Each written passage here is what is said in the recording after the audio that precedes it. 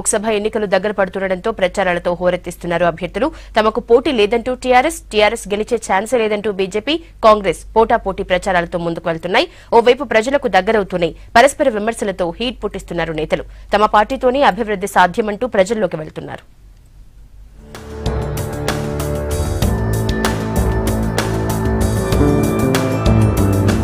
ఢిల్లీలో ఎవరి జెండా ఎగరాలన్నది నిర్ణయించాల్సింది తెలంగాణ ప్రజలేనన్నారు TRS working president KTR. Sircilla జిల్లా ఎల్లారెడ్డిపేటలో జరిగిన ఎన్నికల ప్రచార సభలో ఆయన పాల్గొన్నారు. టీఆర్ఎస్ ఎంపీలను గెలిపిస్తే కాళేశ్వరానికి జాతీయ హోదా తెచ్చుకోవచ్చన్నారు. మీరు 16 ఇస్తే రేపు ఆ 16 ఉండదు. ఆ 16కు మరొక 150 తోడై 170 దాకా పోయే అవకాశం ఉన్నది.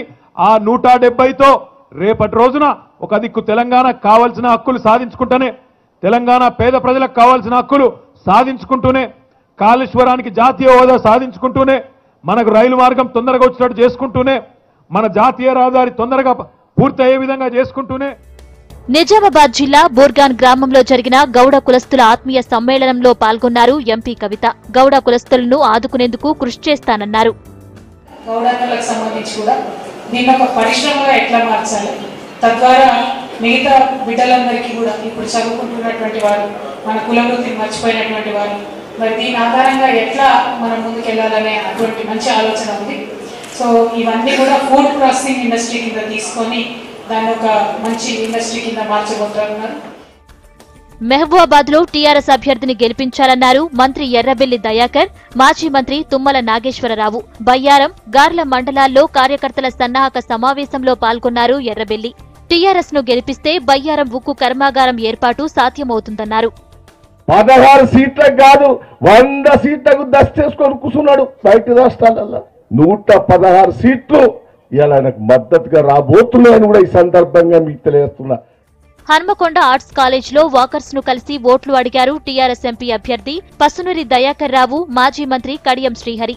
వచ్చే ఎన్నికల్లో ఏ జాతీయ పార్టీకి స్పష్టమైన మెజారిటీ రాదన్నారు నేతలు. టీఆర్ఎస్ ను గెలిపించాలని కోరారు.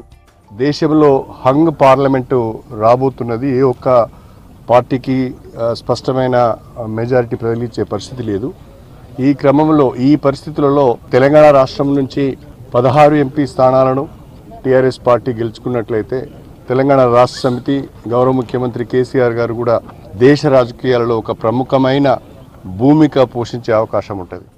కరీంనగర్ లోక్సభ కాంగ్రెస్ అభ్యర్థి పొన్నం ప్రభాకర్ కు మద్దతు ప్రకటించింది సిపిఐ. సిపిఐ ఆఫీసులో ఆ పార్టీ నేతలను కలుసుకున్నారు పొన్నం.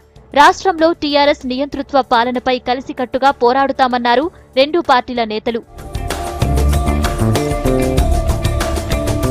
ఖమ్మం కాంగ్రెస్ అభ్యర్థి రేణుకా చౌదరి ఉదయం వాకర్స్ ను కలిసి ప్రచారం చేశారు. కాంగ్రెస్ తోనే జిల్లాలో అభివృద్ధి జరిగిందన్నారు రేణుక. పదవిలో ఉన్నా లేకున్నా జిల్లా అభివృద్ధి కోసం కృషి చేస్తానని చెప్పారు.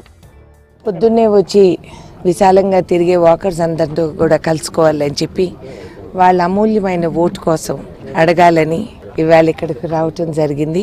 వాళ్ళ ప్రోత్సాహంతో, వాళ్ళు చెప్పిన మాటలతో నా మనోధైర్యం పెరిగింది. మీరు గమనిస్తూనే ఉన్నారు, జిల్లాలో అభివృద్ధి కార్యక్రమాలు చేపట్టింది ఇన్ని సంవత్సరాలుగా నేనే, పదవి ఉన్నా లేకపోయినా.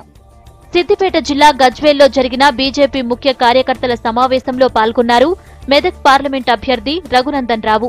రామకుండం ఏరియాలో ప్రచారం చేశారు పెద్దపల్లి బీజేపీ ఎంపీ అభ్యర్థి కుమార్. సింగరేణి కార్మికులకు టీఆర్ఎస్ చేసిందేమీ లేదని విమర్శించారు.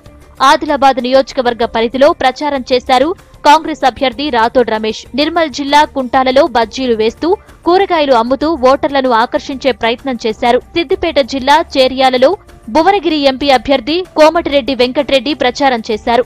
ప్రచారంలో మాజీ మంత్రి పొన్నాల లక్ష్మయ్య, టీజేఎస్ అధ్యక్షుడు కోదండరాం పాల్గొన్నారు.